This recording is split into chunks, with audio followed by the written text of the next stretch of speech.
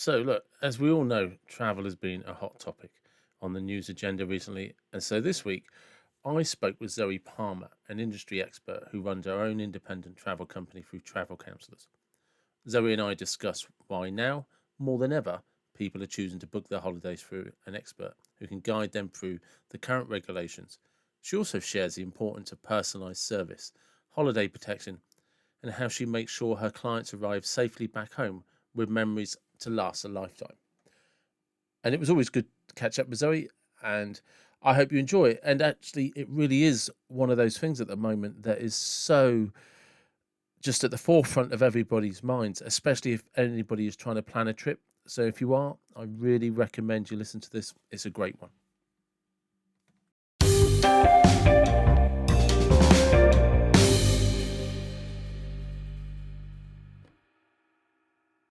Hello, welcome to the David Watson podcast. How are you? I'm very well. Thank you for having me. Oh, you're very welcome. Very welcome. And for reference, Zoe and I went to school together. Not that long ago either, was it? Not that long ago. And we share the same birthday. We do. Birthday twins. We are birthday twins from another mother, as they say. So, one of the reasons I reached out to you, apart from always needing a supply of guests, is you've changed careers from working in PR to becoming a travel counsellor. Is that correct? That's right. Yeah. That's right. So, what is a travel counsellor? Well, it's not what it might sound like. I am actually a travel expert. So I run my own independent travel company, and I do that through the Travel Counsellors umbrella. Now, Travel Counsellors is a really well-established, well-known and highly respected travel company, and they've been going for over 25 years, and it's essentially franchises. So we all run our own businesses. There's about 1,900 of us across the globe, in the UK, South Africa, in the Netherlands. We've got Irish travel counsellors, and we, up until recently, had Australian travel counsellors. We've got colleagues in the Emirates as well. And we all run our own businesses, but we all run them in a way that suits our particular experience and style. So you might have corporate travel counsellors, you might have people that deal with groups, you might have people that, like I do, I tend to work in the luxury space because that's what my travel experience is. And we all have one thing in common, and that is that we offer highly personalised service to our clients. So we can work across all sorts of different products. So I can either act as a tour operator, and I can put together holidays for my clients using my own booking engine. So I can pull together flights and accommodation and transfers. And I also work with destination management companies who are experts in different countries. And I have a raft of really good relationships with people like that. And that enables me to put together really highly tailored itineraries with experiences that you just couldn't find yourself. Or I can work with retail partners. So I could work with the likes of anyone from Kuoni to Jet2 to offer the client whatever is best for them. So they'll give me the brief, and I'll go through it in a lot of detail, and then I will put together the right holiday options for my clients. So, would I be this might be a jump in the wrong direction, but this sounds kind of weirdly similar to the heyday of travel agents, when you could go in, sit down with a travel agent on the high street and like have this tailored service based on what was on offer, but they had so many connections, and it kind of seems like a weird full circle. Well, travel agents, high street travel agents are still around, but I'm a home worker. And what I am able to offer that is very different in my service is that I stay with my clients. They don't just come in and book a holiday and then that's it, that's the end of it, and off they go.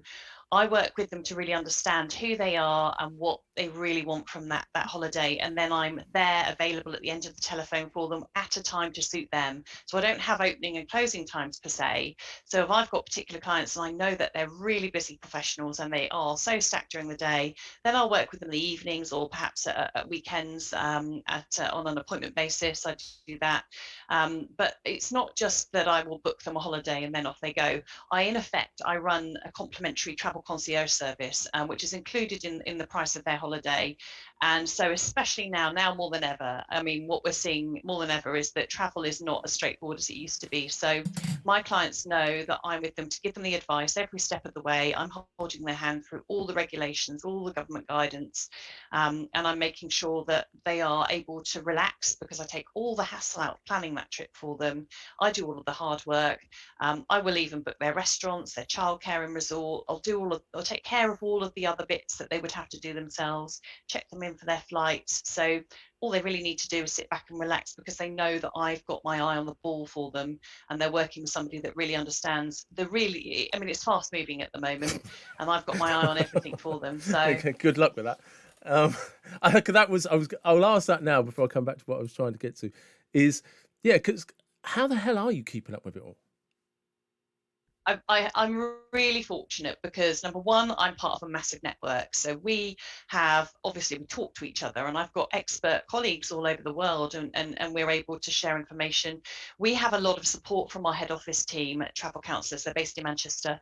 And so they're also monitoring and making sure that we are giving up to date information. But also I do a lot of it myself. So I am constantly monitoring what's happening with the FCDO advice, with the government advice.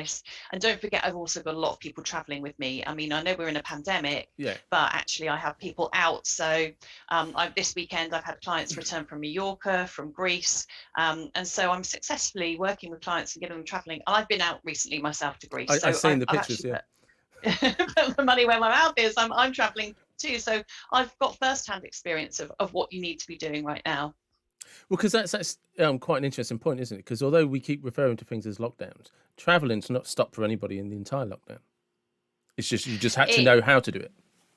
it depends on who you were and what you were trying to do, really, because obviously there have been periods where travel was banned during the lockdown earlier this year, and so there has been a pause to a certain degree, depending on who you are and where you're going and what your reason is, and it depends on the country that you're going to as well. So first and foremost, I think everybody is so caught up at the moment in traffic lights and what that means in terms of re-entry to the UK.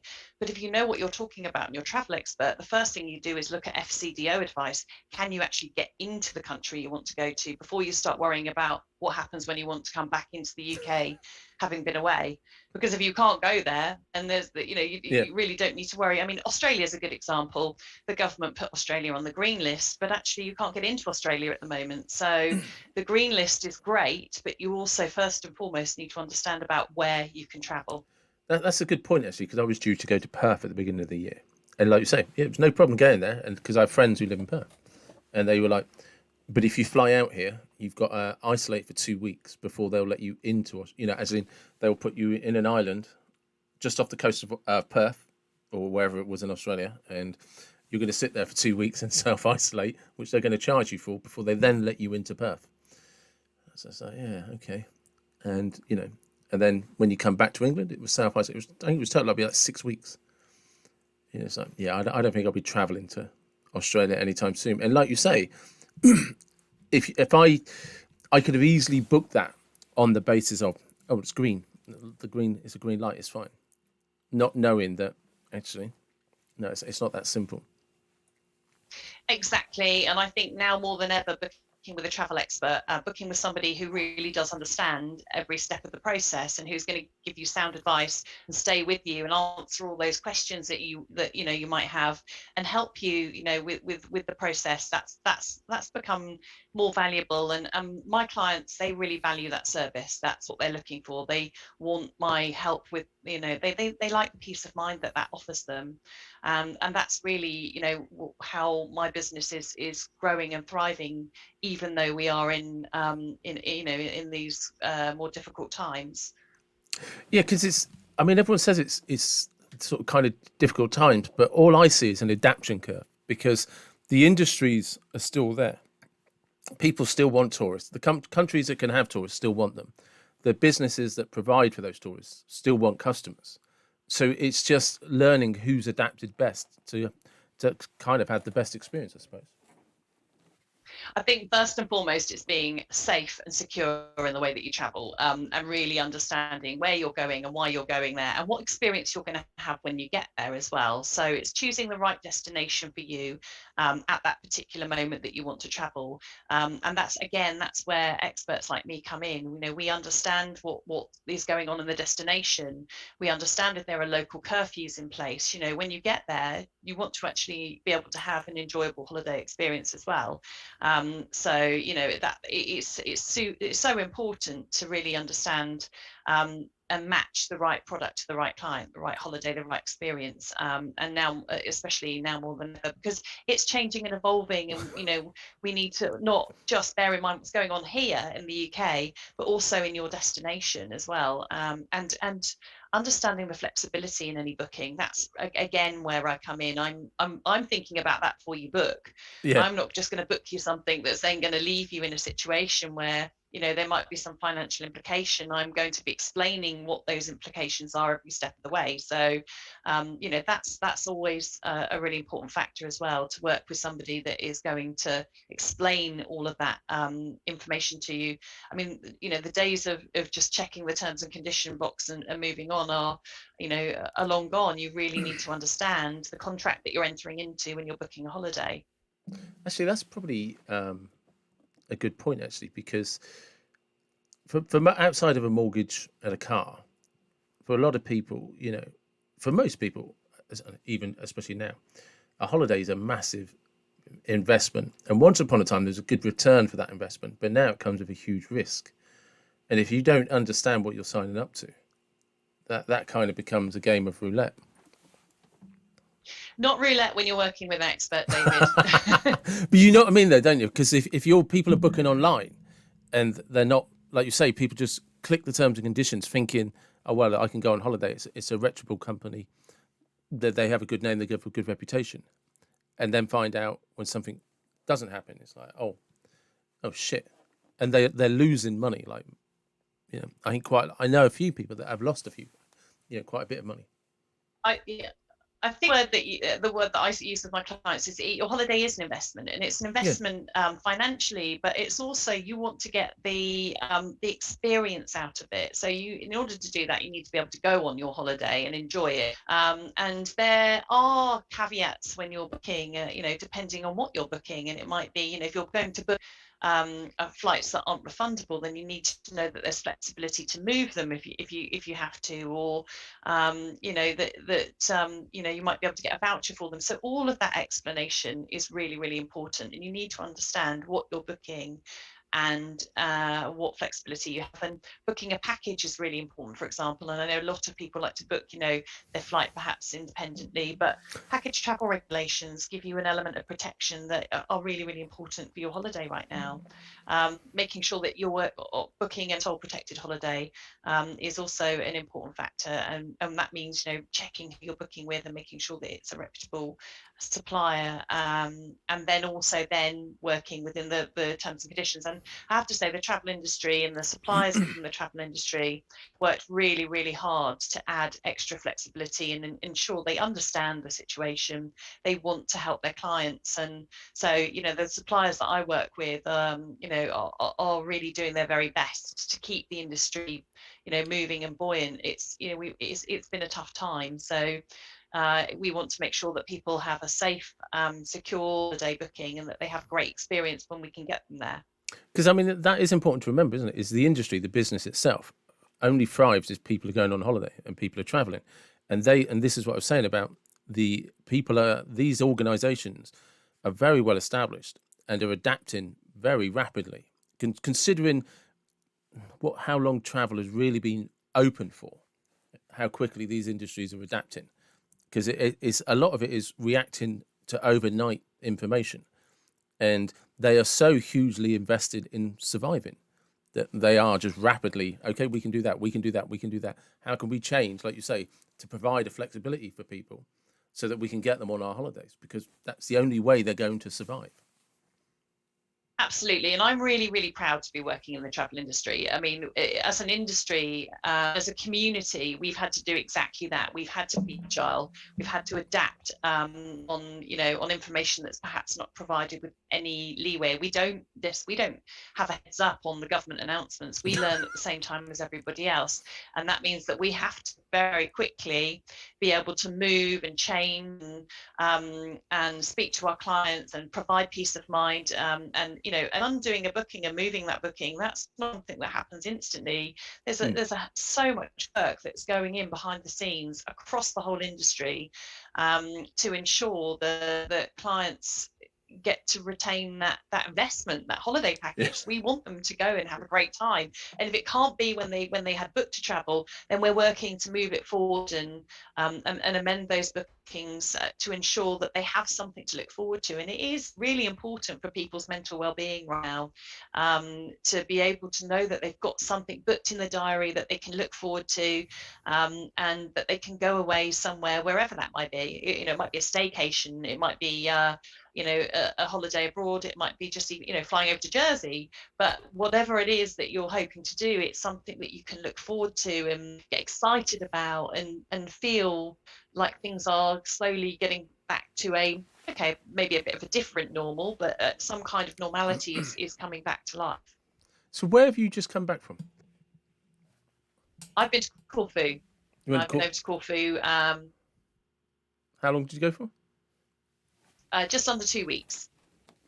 What was the sunshine like? That like Mediterranean It sunshine. was it's 30 plus degrees. It was beautiful, and everybody on Corfu was so excited to have visitors. I mean, there are people traveling from across Europe. We have to remember that the UK is not the only source market for European No, holidays. no, There definitely are not. people from all other countries, traveling as well. So um and the businesses have had such a year, and the industry locally in all countries, but especially those that are very heavily reliant on tourism, they're delighted to have visitors back. So it was great. We had a fantastic time. It's 30 plus degrees. I went to see two different teas. Both of them are new for this season. So it was really exciting to see new developments coming to fruition and new product coming on the market. So was this like more of a working holiday than actually holiday? I don't call it work. It wasn't work. It was a family holiday, but but I happened to go to two brand new properties, and that for me is really invaluable, because when you work in travel, you love travel, to the Yeah. core. So you do everything is fun, but even if it is work, it's still fun, because it's that kind of industry. It's definitely, it's everybody. You do it for the love of it. It definitely is an industry that you work in because you absolutely are passionate about it, and that usually stems from for over many, many years. And everybody that works into the industry, even if they leave it for a while, they always end up, inevitably tend to end up coming back to it. So when did you start traveling? Because obviously in the time I've known you, I you and I went to school together, and eventually you went to Australia and became an Australian citizen, and then came back to the UK. So when did you start traveling? Well, I guess, I mean, I didn't, when I was young, see, my parents divorced when I was young, Yeah, and my father lived in Devon and I lived in Wiltshire. And so every other weekend I would be moving yeah, that's true. from home to home.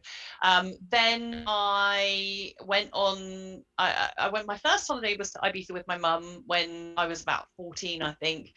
But then I went on a school trip when I was 17 to Israel.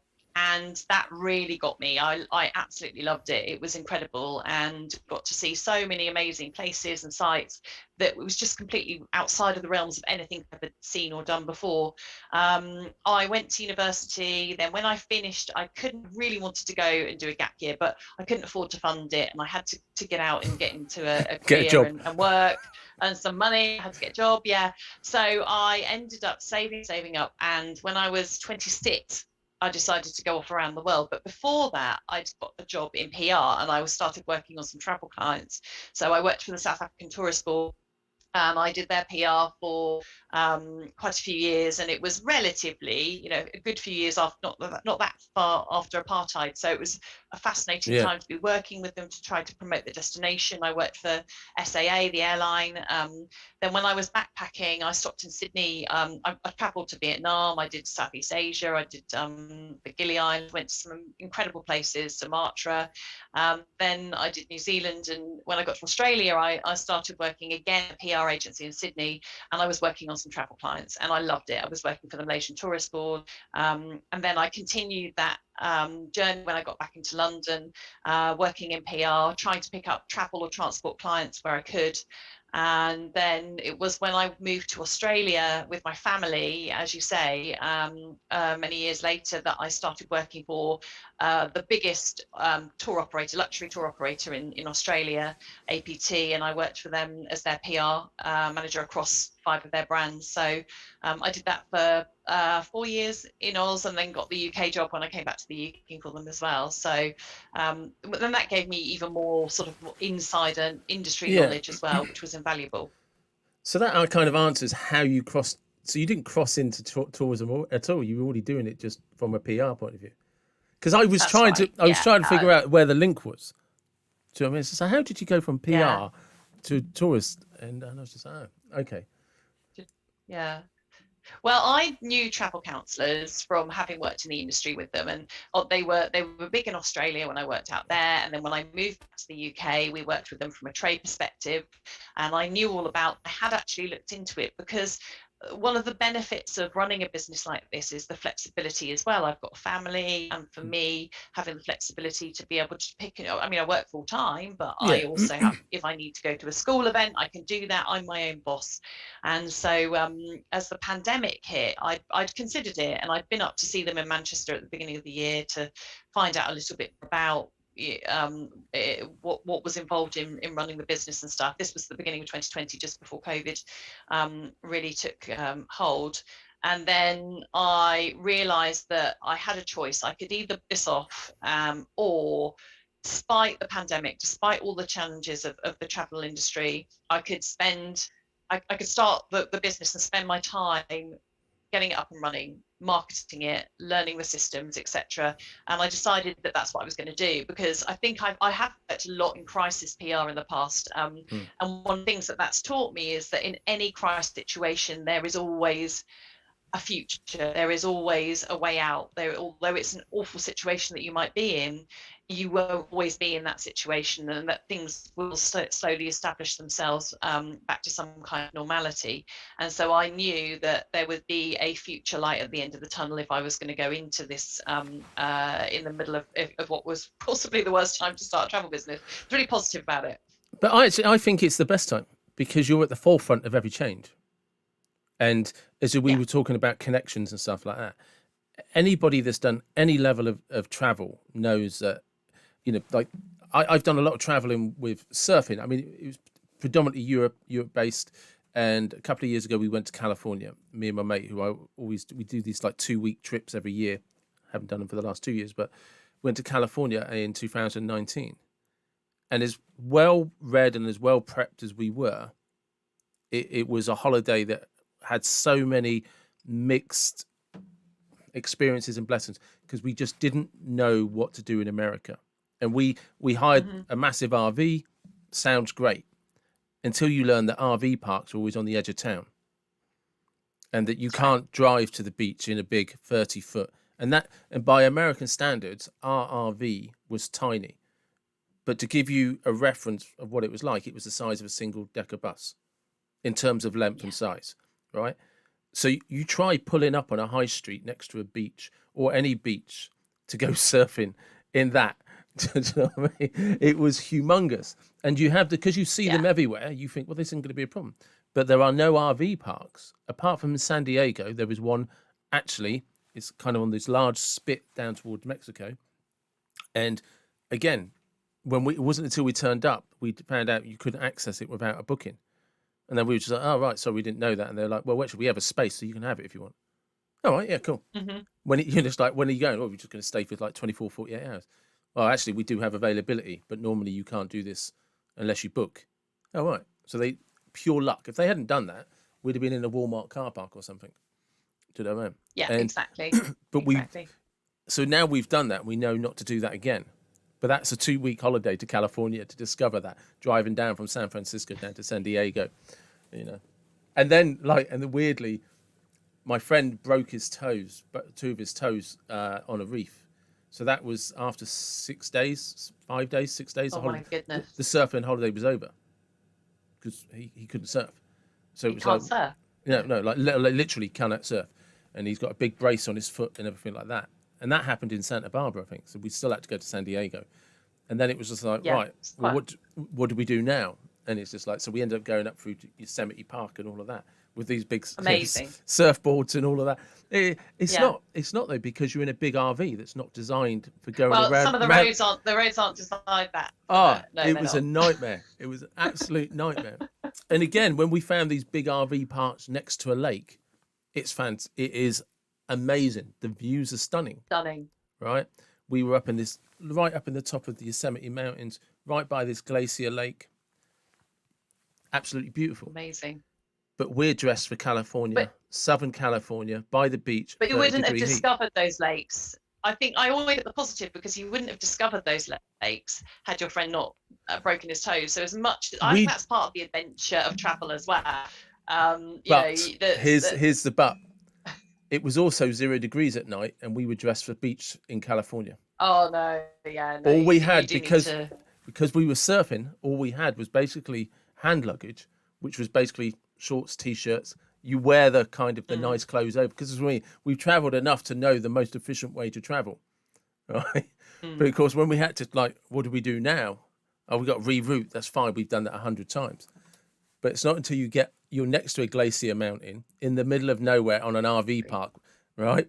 And you realise it's getting a bit chilly. It's all right during the day. It's getting a bit chilly and it drops down to freezing. And you don't have any clothes for that at night time. You don't even have the appropriate sleeping bags in the RV, right?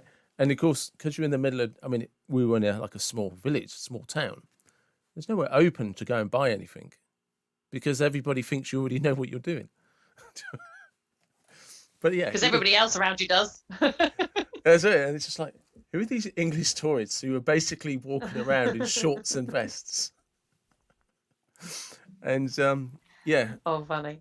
like I said, it had mixed emotions, mixed experiences. But it's like you're saying, it's not until you start doing that a lot that you realise sometimes your first holiday somewhere is exploring and understanding. So like one of the things we didn't realise until we went to California is, and this is a generalisation if you want to go surfing, that because of the cold air and the hot air, right, most of the surf is gone by 10 o'clock, 11 o'clock in the morning, because it starts to warm up and you get onshore winds that blow the waves out. So if you want to go surfing, you need to be in the water by about 7 o'clock in the morning when it's foggy and cold. Do you know what I mean? And again, you will only ever find these things out by traveling there. And yeah, and that's the discovery, isn't it? That's Yeah. the I mean, I obviously like to know a lot of detail about the holidays that I'm sending my clients on, and I like to ask lots of really irritating questions all the time. But that's because I've got the experience, and that's what I do. And I want to make sure that they're going to have the most amazing time. But equally, I also say it's your holiday. So you have to, when you get there, do what you want to do, and also, participate and go off and have those adventures. And I do believe that, as much as for my clients that, I can help with the nuts and bolts of putting the holiday together, the real value is in bringing it to life for them. It's those experiences that you can put into the itinerary that they just wouldn't be able to do themselves. And as you said, like, I mean, I work with my colleagues on the ground, so in destinations. So I'm doing I'm hosting Iceland tour in November, and I've got 19 clients coming with me, and I'm working with my expert partner on ground in Iceland. They know the country like the back of their hands. They've got all the contacts, and so the itinerary we've put together is absolutely amazing. The things that we're going to do and experience, and also the flexibility in it, because You know, if we want to go to the Northern Lights, if we can't do it on the first night, we're going out on a cruise to them because it's a better opportunity. We'll do it on the second night. Well, and we can move things around too because of the weather, and it's just not something you can do if you've bought something that's rigid and off the shelf. Yeah. But working with somebody that can move things around as life dictates or the weather dictates is that's really handy, and where I guess again it's just that's what I love to do. I love to kind of be able to make sure that the experience is very best it can be, and that comes through knowledge and planning and contacts. Do you find that people need? I'm trying to think of the correct way. I'm going to give you a different reference so it has some context. When I used to years ago, when I used to work in the car trade, although I was on the service side of it, is one of the things that was the hardest to get some customers to understand was what they needed. As in, like they're coming in to purchase a car based on what they think they want, without any indication or knowledge of what they need it to be, what the function it needs to fulfill. And this has been everything from customers who wanted a car. Well, yeah, but you're a mad, passionate golfer, and your golf clubs won't fit in the boot with that car. Do you know what I mean? To people Mm-hmm. that Mm-hmm. desperately wanted a convertible, but convinced themselves, oh, it's not practical enough. And then when you sit them down through their life, it's like, when is it ever more than just you and your husband or you and your wife? Well, it's not. Well, then convertibles are perfectly practical for you, isn't it? Do you know what I mean? Mm-hmm. Did you find that with holidays, like trying to, as you're tailoring a holiday to somebody, actually helping them understand what they want from the holiday? Well, I think that's a really good analogy that you've just used, actually, because for me, the most important bit is the conversation I have up front. I won't actually work with anybody unless I've spoken to them and found out more about what they're looking for. I often, will get somebody that will contact me via email or maybe through my social media, and they'll say, "Oh, I'm looking for a holiday for 2 weeks for me and my children," and I'll say, "That's great. Can we set up a call?" And if they don't want to speak to me, then I find that it's very difficult for me to be able to help them, because what room type do you usually have? Where do you like to go? What have you liked about your holiday previously? What do you not like about travel? I mean, I need to understand, really delve in and ask, quite detailed questions. And in doing that, that's when I can find out exactly what they're looking for, not just, giving them something that, that is just not going to really Yeah. hit the nail on the head for them. And it's similar to your analogy about the golf clubs. I mean, yes, I'd like a car, well, I'd like a holiday, but but I like to play golf. Well, if you like to play golf, I'll give you a holiday that's got golf courses nearby, or the opportunity to go and experience something that could be quite special for you, a Yeah. particular golf course you've always wanted to play at. So it's finding out and delving much more deeply into what somebody really, really wants to get out of that trip, and a budget that a client might come to me with. Well, I need to delve into that budget in more detail. What are you expecting that to cover?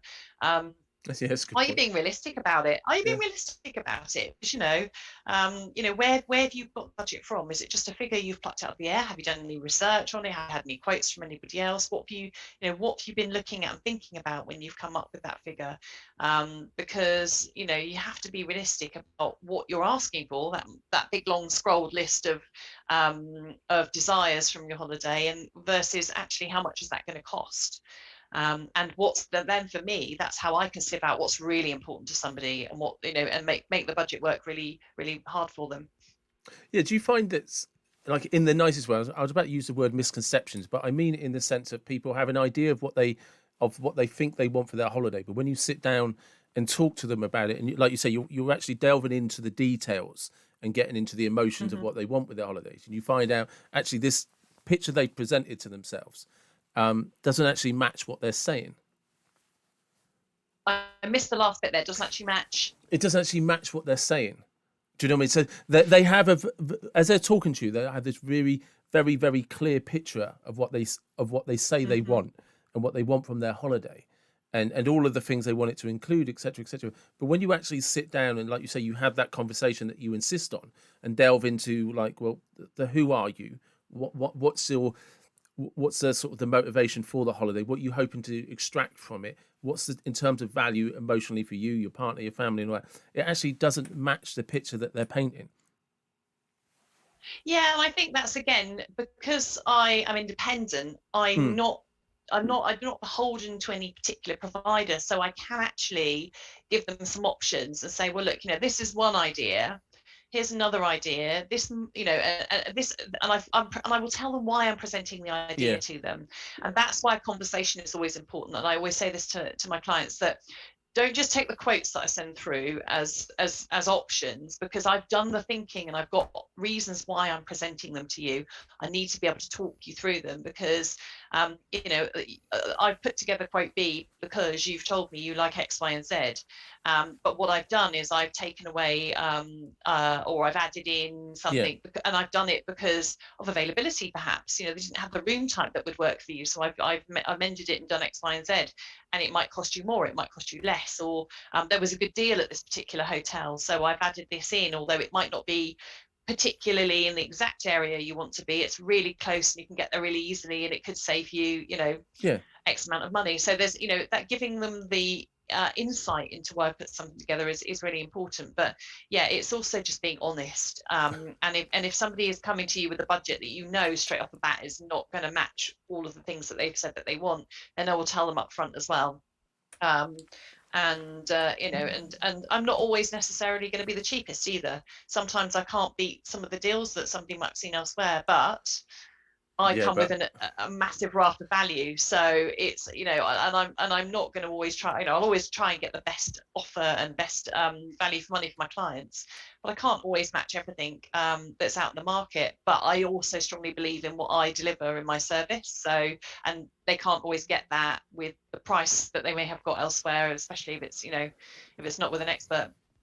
look, anyone who's ever travelled a lot, like I said, uh, like when me and my friend Duncan would like do these epic surfing holidays, and we've done them by vans, we've done them staying in Airbnbs. Do you know what I mean? And it's like we took our own vans over once, and then we did one just his van, and we done from Algarve all the way to Cherbourg over like a 5-year period. So Amazing. yeah, yeah, but we did them on a really good budget. But I swear to people, there is a lot of research and planning.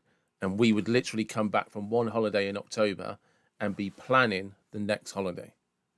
And that's with maps. Where can we stay? Where are the places? What are the locations? And like when you're taking your vans over, you have to research car parks, because if you can't park your van securely with surfboards on top, where are you going to park it if you're staying in an apartment? Do you know what I mean? And Mm-hmm, these are the things mm-hmm. that people, you get what you pay for. And if you're not prepared to spend 6 months planning your holiday, then get someone to do it for you. I think that's absolutely fair because at the end of the day, the time involved and the extra effort that goes into making sure that my clients don't have to have the hassle and the pain, and Mm. I'm there at a time to suit them. I do work incredibly hard, like most of my colleagues do as well. Well, travel counsellors have got that high reputation for a reason. We are Yeah, really personalised, and and we do it because we genuinely care and we really enjoy what we do as well, and we want our clients to have the very best experience. And that's really important. It's important to us as individual business owners, but it's also important, um, from a client perspective. That's what they know what they're going to get when they're working with a travel counsellor. So yeah, I mean, it's not just. I mean, a lot of people don't see the work that goes in behind the scenes, and the other element of what we do is we offer 24/7 support when our clients are traveling. So we have a duty office based out of our head office in Manchester, and that peace of mind is really, really important. So if no matter where you are in the globe, no matter what time of day, you know that if I'm not available, then you've got the backup of my duty office team as well, to help with anything that you need while you're away. So peace of mind is really, really important. So if you'd organised your own holiday, you're not going to have that, mm. especially at the moment where you may need to get home, may need to get a different flight back. You know that you can just call me or the duty office, and we're taking care of that for our clients. Because Sorry. that's right. Is that won't get edited out. Sorry, ladies and Fine. gentlemen, that's a reference to a conversation we were having off air. Um, And yeah, because that's a good point, isn't it? Because kind of when the internet came out, everybody was just like on it with package holidays, discount holidays, budget holidays, and with that came this kind of, oh, when things went wrong, you were on your own because you were you were just booking directly with hotels or directly with flights, or you could book a flight with this and that, and there was no aftercare service, And when something doesn't come with aftercare service, that's a very polite way of saying no one gives a shit about your outcome, right? Because there's no investment in it. And one of the things that I was asking you earlier about when, like, when you and I were growing up, there was this excitement because you could go into the travel agents and there'd be 10 on every high street, and you would come, by the time you'd come out with all of the different brochures, and you'd go home and you'd lay like 100 brochures on the floor, looking at all of the different ones, trying to narrow them down to different countries, different places, budgets, times, availability, and then you've probably narrowed it down to about 20. And you then probably got to go into 3 different tour operators to see actually what comes with that, what level of support I get.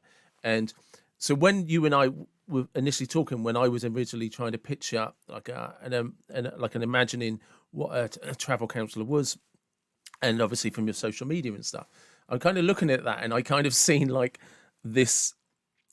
The way I pictured it is that there's like 200 magazines on a floor, and I don't have to bother sifting through them. I just pick out what I want, and you know where they are, and you pull them all for me and say, right, this is what we can do for you. Which it just Yeah, reminded me of the heydays. Do you know what I mean? But it's it much is. more bespoke. It's more bespoke, yeah, and it's the knowledge, the network, and the experience that really comes to, I've worked in the travel industry for 20 years. I may have worked in PR, but I've been, working in all different areas and facets of the industry, and then working within a tour operator, working with 5 very different brands with clients traveling all over the world, and really getting to understand those destinations and the products and the styles, and working with the media, taking and leading media trips to see new product, and really kind of working to promote brands and help people to really understand what's available to them, bringing all of that experience and bringing it into my own business. And one of the most important things is customer service. I think it's always the customer experience and how they feel and what they get out of the relationship they have with the person that's booking their holiday, but also the holiday itself and the quality of it, and and maintaining, delivering that on a consistent basis is key. And I want my clients, I rely on referrals. I don't, Yeah, that's the absolute core of the growth of my business. So I need to always exceed expectations, because I want my clients to refer me on to other people, and talk about me to others, and that to me is such a massive testament to what I'm able to deliver. So that vision of all those brochures, that's my brain. yeah. That's how I imagined it. It's just like, because you'd come back. I remember doing this in the 90s. You know what I mean? You'd come back with all these brochures, and you're really trying to go on a budget holiday, but there's like so many different options, and you're just like, Mm. Jesus. Do you know what I mean? So many different tour operators, so many different brochures, so many different operators, sorry, options, and I don't even know where I want to go yet because I haven't travelled anywhere, or I'm travelling somewhere new. So is this brochure really telling me the right story? Because this brochure is saying something different, and this brochure is saying something different, but it's all the same company. Sorry, the same country. It's kind of, you're all traveling at the same time, and there's no depth to any of that, and there was no Hmm. feedback. It was always like, well, I'll go. I'll tell you what, I'll take a chance because these are the cheapest, or these offer the best services, and you were always compromising. And one of the things that you were compromising on the most was the knowledge. It was always like a leap of faith. And it's like, you get really excited with this little daunting, I hope this goes all right, as you're getting off the plane and you walk into an airport, you're like, oh, Jesus Christ. The customs guy doesn't look like he knows anything. You know what I mean? And he's looking at me dodgy with his cigarette Well, hanging out I of his think mouth. I think you're right. I mean, for me, I'm honest. I have no allegiance to anybody in particular. All I have is to give the client what is right for them. And because I spend all that time getting to know them, and I will pull out. I'll go through the terms and conditions if I'm working with a retail private, partner, and I'll be thinking about, Mm. well, at the moment, what in this COVID situation, what are their COVID policies, and what's the client really need to be aware of, and what do they, what's going to be important to them to have highlighted, which they may not have looked at in detail if they were booking it themselves, and really making sure that they understand what they're buying really, and so I am in that sense, just as you would with a mortgage broker. Yeah.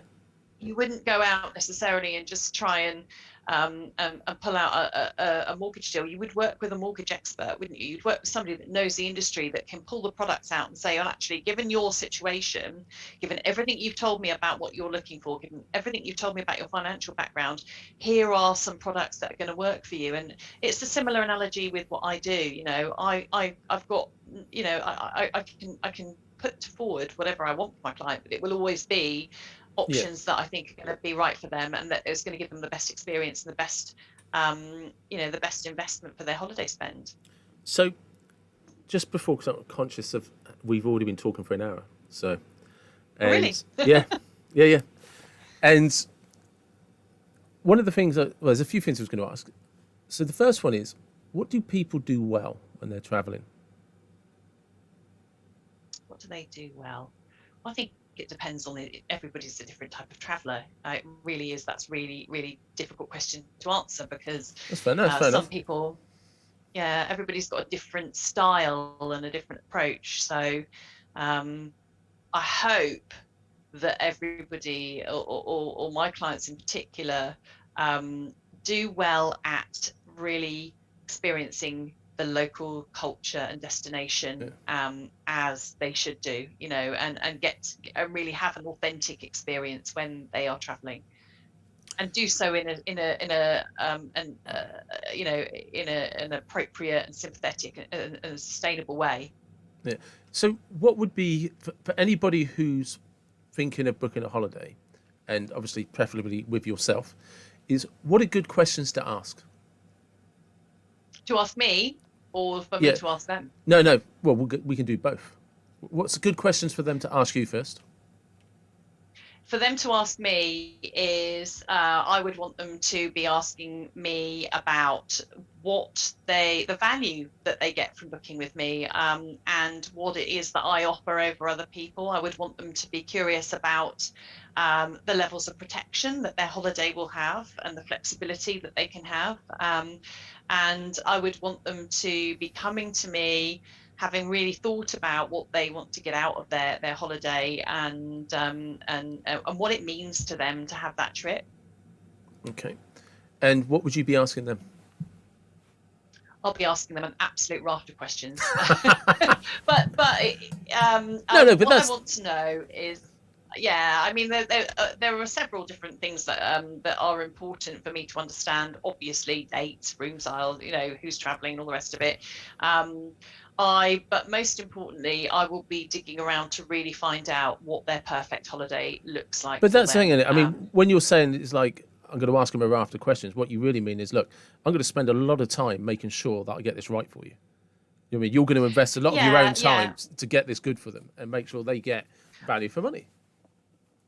Exactly, and it doesn't have to take ages on the phone either. It doesn't all face to face. I don't have to spend. I don't know. It does not going. I don't want them to feel like they're going to have to spend hours and hours and hours No, with me grilling no. them at all, because that's not the process. But it is enough for me to get a really good feel for who they are, who they're traveling with, what the needs are of the entire group, where they want to go, and what they want to get out of that But trip. And it's then it more than helps me just to yeah. understand. But it's more than just taking the booking fee and wishing them, have a great holiday.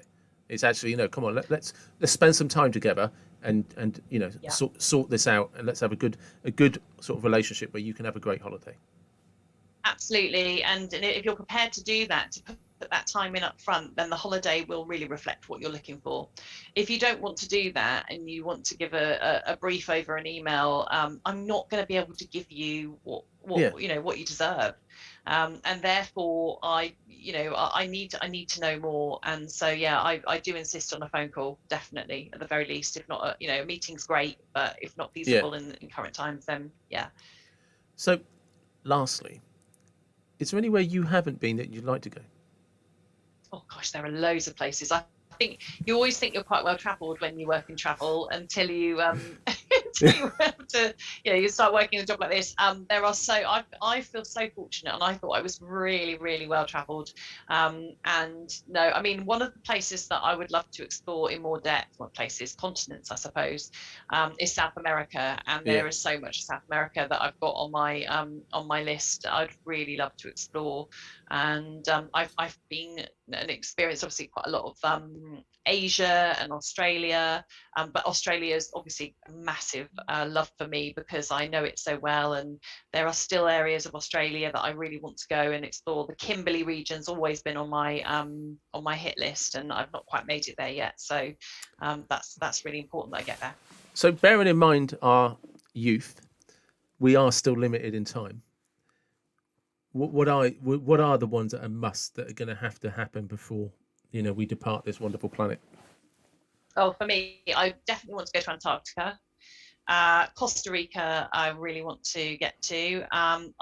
Kimberley, I've already mentioned. I would love to go to. I haven't been to Russia. I'd love to go to I've Russia. been to Russia. Yeah, I can't wait. My husband's been, and I really like to go and explore Russia. I've had that on my hit list for a while, and yeah, I mean, the list is quite long, David. I could bore you for another few hours. Yeah, but hey, at least you're definitely passionate about it. Do you know what I mean? So, right, I'll and get there. that's probably a great place to stop. Thank you very much. Thank you. That was great.